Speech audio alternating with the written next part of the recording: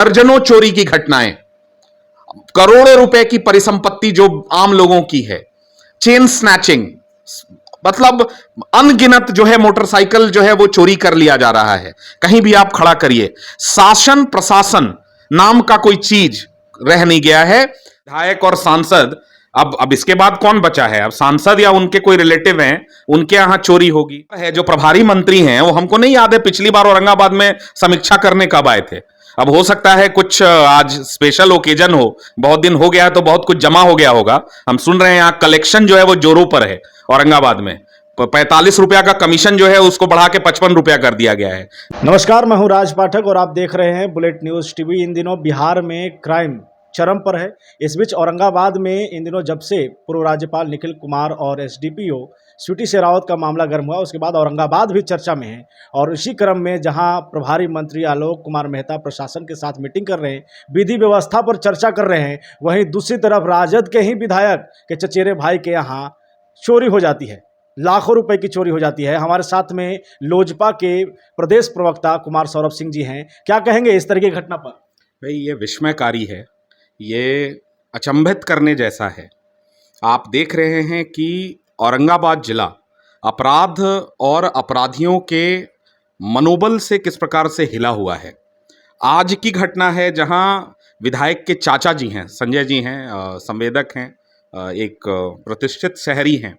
उनके घर सिमिलर उसी प्रकार से जिस प्रकार से बाकी घरों में चोरियां हो रही हैं, खिड़की उखाड़कर उनके यहाँ जो है वो उनकी संपत्ति एक तरीके से लूट ली गई है।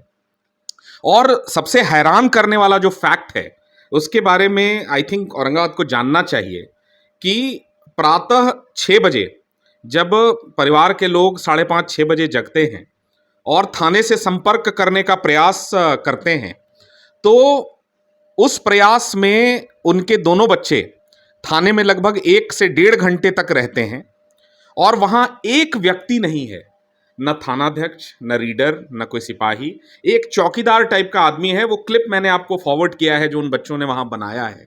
आप सोचिए कि ये औरंगाबाद शहर किसके भरोसे है जब सुबह के 6 बजे वहाँ एक पुलिस का पदाधिकारी नहीं है, तो ये शहर एक तरीके से भगवान भरोसे हो गया है। और अब शायद मैं चोरों के प्रति भी थोड़ा ये हूं, उनके सामाजिक न्याय के प्रति भी मेरी जो है उत्सुकता बढ़ी है कि आम आदमी को छोड़कर अब वो विधायक और सांसद, अब इसके बाद कौन बचा है? अब सांसद या उनके कोई रिलेटिव हैं, उनके यहाँ चोरी होगी। हो सकता है डीएम साहब और एसपी साहब के यहाँ भी ये लोग हाथ डाल दें, तब शायद आम आदमी की पीड़ा इन लोगों को समझ आएगी। देखिए, दूसरी घटना है आज ही की जो हमको अभी अभी पता चला है। वो ओरा और करहरा के रहने वाले हैं, ऑन द जीटी रोड उनका घर भी है और व्यवसाय भी है।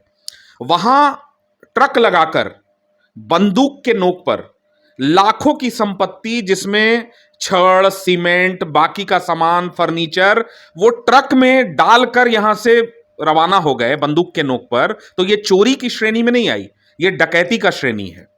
और प्रशासन नाम का चीज औरंगाबाद में दूर दूर तक नहीं है। इनफैक्ट सबसे ज्यादा हैरान करने वाला तथ्य यह है कि यहां आम आदमी जो है वो स्वयं प्रशासन का वकील बन जा रहा है। अगर हम लोग हिम्मत भी जुटा रहे हैं प्रशासन को घेरने का, तो यहां आम आदमी हम कहें या आम आदमी के भेष में छुपे हुए ये जो बिचौलिए टाइप के कुछ लोग हैं, ये आके इस प्रकार की टिप्पणी करते हैं जैसे हम लोग अपने लिए आवाज उठा रहे हैं। भाई, आप तय कर लो कि आपको आपकी पीड़ा के बाद हम लोगों को बोलना है या हम लोगों को भी चुप रहना है। बड़े बड़े नेता जो पद पर रहे हैं या जो पद से मुक्त हो चुके हैं, उनको तो पीड़ा है ही कि हम जैसे लोग जो है वो आवाज उठा रहे हैं, लेकिन कम से कम आम आदमी के समर्थन की उम्मीद तो हम लोग करते हैं। वरना क्या पड़ा हुआ है, जैसे सब चुप हैं वैसे हम भी चुप हो जाएंगे।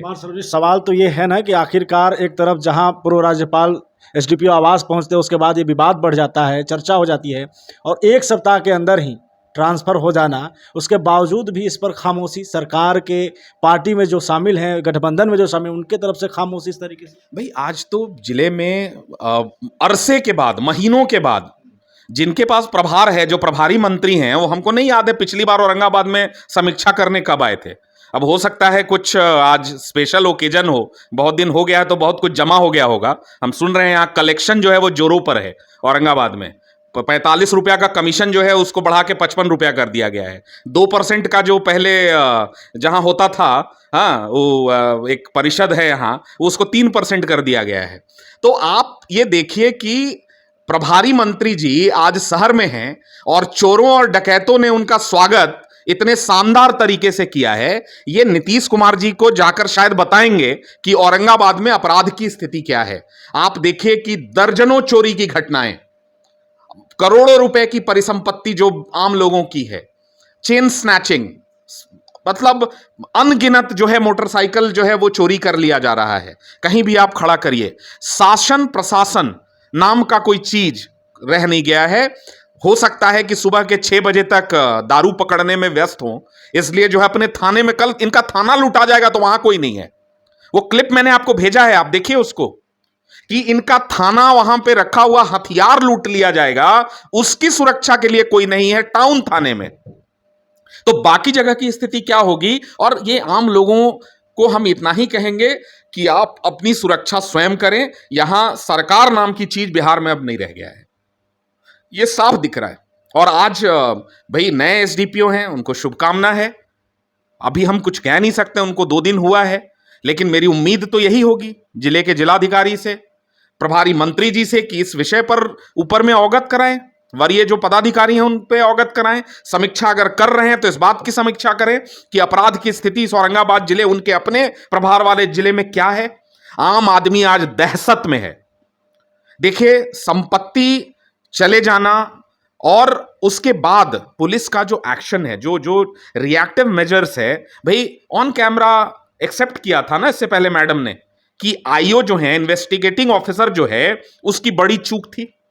ये आप लोगों ने देखा था कि एक केस हुआ था, वो बैंक के अधिकारी थे, उनके यहां जो सीसीटीवी फुटेज मिला और उसमें जो जांच हुई उसमें एक बड़ी चूक थी। तो मैं सिर्फ इतना पूछना चाहता हूं कि उस इन्वेस्टिगेटिंग ऑफिसर पर क्या कार्रवाई हुई? क्या वो इन्वेस्टिगेटिंग ऑफिसर सस्पेंड हुआ? देखिए, जब तक आप अकाउंटेबिलिटी सेट नहीं करेंगे, जब तक कोई किसी की जिम्मेदारी तय नहीं होगी, क्यों वो पुलिस का पदाधिकारी वो डरेगा कि नहीं इसका इन्वेस्टिगेशन हमको सही से करना है? भाई हो रहा है, एफआईआर लिख ले रहे हैं, इसके बाद सो जा रहे हैं लोग। अच्छा, इस पर तो ये भी है ना कि जब नीतीश कुमार ने एक बड़ी जिम्मेवारी बिहार पुलिस मुख्यालय की डीजीपी को सौंपी थी भट्टी साहब को, उसके बाद ये कहा जा रहा था, जिस तरीके से उन्हें आरएस भट्टी साहब ने कहा था कि मुजरिम को दौड़ाओ, आपको लग रहा है कि उनकी वो बात सफल हुई है? भैया, उन्हीं भट्टी साहब के एसएसपी महोदय पटना में प्रेस कॉन्फ्रेंस करते हैं और कहते हैं कि 30 दिनों में 30 हत्याएं हुई हैं यहाँ। ये मेरा आंकड़ा तो नहीं था, ये हम सबने देखा है बिहार में कि स्वयं पटना के वरीय पुलिस पदाधिकारी सामने आकर वो पीसी करते हैं और वो इन्फॉर्म करते हैं। पटना जैसे शहर में, बाकी जगह आप देख लीजिए ना, पत्रकार की हत्या हो रही है इसलिए कि वो गवाही न दे, इंस्पेक्टर की हत्या हो जा रही है, पशु तस्कर उसकी हत्या कर दे रहे हैं, जो नगर निगम में चुना जा रहा है वो जनप्रतिनिधि, उसकी हत्या कर दी जा रही है, जो जमीन के व्यवसाय और कारोबार में है उसकी हत्या कर दी जा रही है। देखिए, लूट, हत्या, अपहरण, बलात्कार, ये घटनाएं कोई हम लोग नहीं बना रहे हैं। ऐसा नहीं है कि हम चाहते हैं कि अपराध बढ़े और उस पर हमको बोलने का मौका मिले, लेकिन जो है प्रत्यक्ष जो है उसको प्रमाण की क्या आवश्यकता है? और अगर जो प्रत्यक्ष है, लोगों की पीड़ा है, और उस पर अगर हम बात ही न करें, और क्या विकल्प है हमारे पास? भाई, प्रशासन को इस मामले में यही कह सकते हैं कि भाई इस पे कार्रवाई होनी चाहिए। करना तो प्रशासन ने है, अब हम लोग तो जाके आईओ नहीं बन सकते हैं ना किसी केस में। लेकिन सरकार की तरफ से जिस तरीके से कहा जा रहा है कि बिहार में क्राइम कहाँ है, और ये सिर्फ एनडीए जो गठबंधन है उनके द्वारा एक प्रोपेगेंडा फैलाया जा रहा है, तब क्या कहेंगे? भाई, उस युवा से जाकर पूछिए जो बहुत मेहनत और मिन्नत से अपने परिवार में समझा बुझाकर एक बाइक खरीदता है 1.5 लाख रुपए की, और जब उसका बाइक चला जाता है और उसके हाथ में कागज रह जाता है एफआईआर की कॉपी का, उस व्यक्ति से पूछिए जो पूरे जीवन की संपत्ति अपने बाल बच्चों की सुरक्षा के लिए जमा करता है, और उसकी संपत्ति चली जाती है और उसके हाथ में वही कागज रह जाता है, हाँ, और एक मायूसी रह जाता है। जाके उस परिवार से पूछिए जिसकी संपत्ति को ट्रक लगाकर लूट लिया गया बंदूक के नोक पर। यहां तो अब गिट्टी और सीमेंट और छड़ तक ट्रक में ढो ले रहा है लोग, और जीटी रोड पर, मेन रोड पर कहां जाए आदमी, कैसे सुरक्षित रहेगा? आप समझा दीजिए हमको। तो देखिए, सरकार को सबसे बड़ा प्रॉब्लम यह है कि जब तक आप किसी चीज को स्वीकार नहीं करेंगे उसमें सुधार की गुंजाइश नहीं है। तो सरकार की सबसे बड़ी विडंबना यह है कि ये अब स्वीकार भी नहीं कर रहे हैं कि नहीं, यहां दिक्कत है और हमको इसमें सुधार लाना है। मुख्यमंत्री जी को कहीं अपराध नजर नहीं आ रहा है, तो आज उनको एफआईआर की कॉपी आप जो है भेज दीजिए। पिछले औरंगाबाद में कितनी चोरी की घटनाएं हुई हैं, कितनी लूट की घटनाएं हुई हैं, कितनी हत्याएं हुई हैं, कितनी मोटरसाइकिल छीना गया, कितने लोगों का चेन स्नैचिंग हुआ, ये चीजें उनको नहीं दिखता है। ये विडंबना है बिहार का, और क्या कह सकते हैं हम लोग। चलिए, धन्यवाद हमारे साथ में जुड़ने के लिए। तो ये कुमार सौरभ जी हैं, एलजेपी प्रदेश प्रवक्ता, जो साफ तौर पे बिहार सरकार और फिलहाल जो औरंगाबाद इन दिनों खूब चर्चा में है पूरे बिहार में, उसके प्रशासन, पुलिस प्रशासन और विधि व्यवस्था पर जमकर सवाल उठाते नजर आए। फिलहाल के लिए इतना ही। बने रहिए हमारे साथ और देखते रहिए बुलेट न्यूज़ टीवी।